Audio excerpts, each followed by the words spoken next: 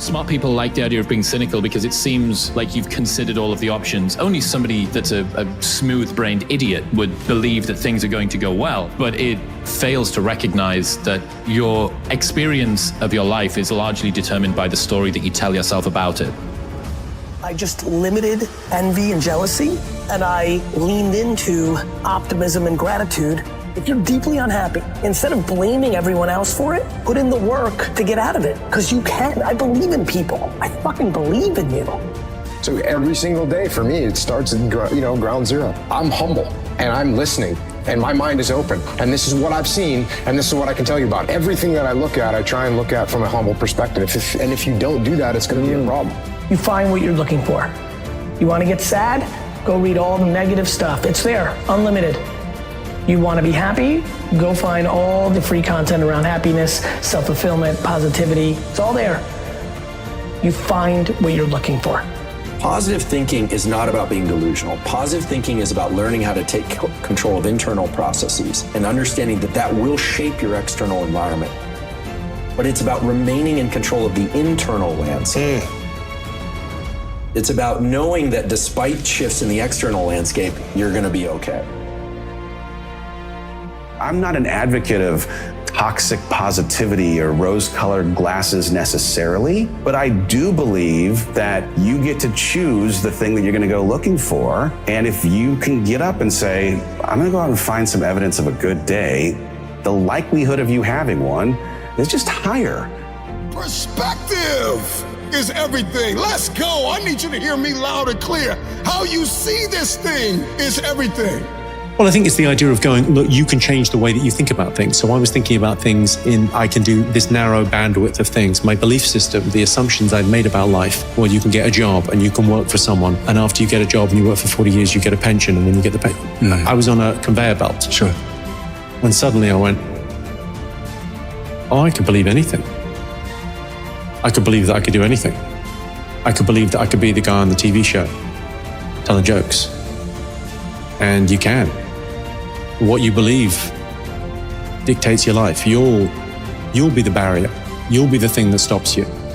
You focus so much on the negative that you forget all the positive. And then when you do think about the positive, you're not putting the energy in the positive like you put in the negative.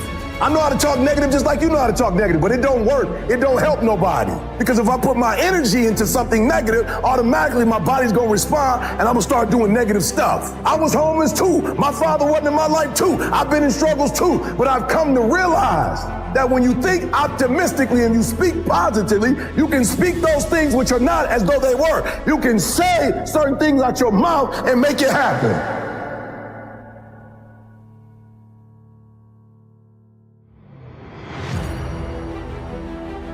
Life itself is what we deem it. That's exactly right. It is what we deem it. And so you have to be relentlessly protective of the information that you take in, the thoughts that occupy your mind, the people that you surround yourself with. Because all of those things are influence factors. Another Stoic philosopher once said that, you know, when you leave your house and when you come back that night, you come back as a different man. You're never the same man coming back, right? Well, you're either coming back as a better human, more transcendent, more aware, more connected, or not. This wave of betrayal, this wave of fear, this wave of grief, this wave of frustration, this wave of feeling stuck, this wave of feeling hopeless, it's temporary. It will come and it will go. And when you realize that emotions are temporary, it also gives you perspective to know that something better is coming.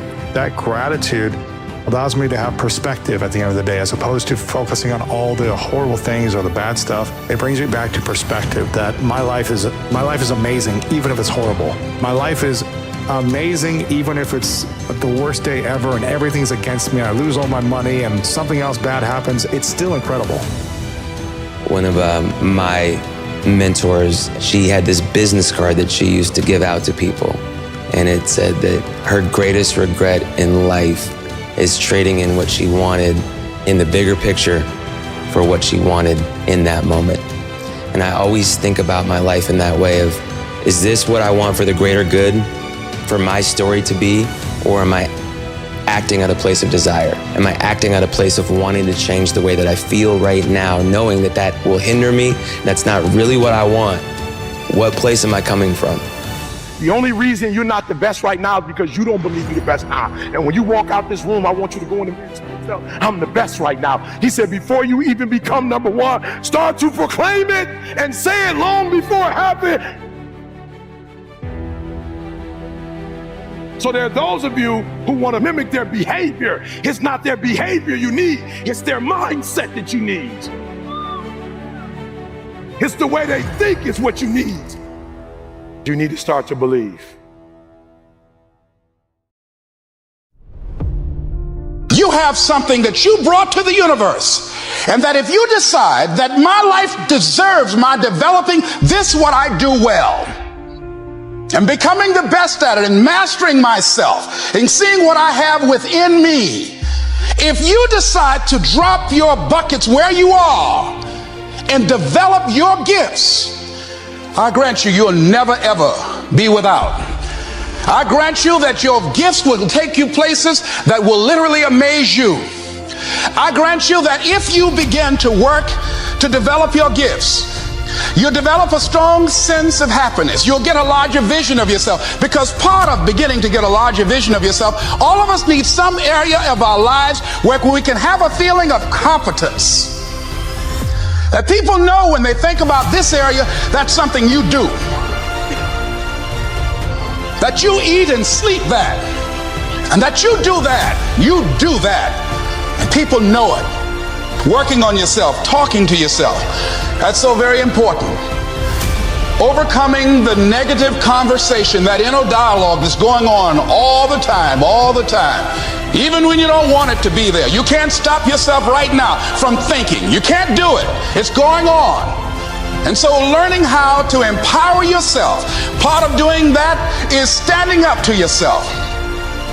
You've got to stand up inside yourself sometimes and say, shut up! When are you going to realize that you got to get to a point and focus on the better things that are going to get you to the next level and beyond in your life?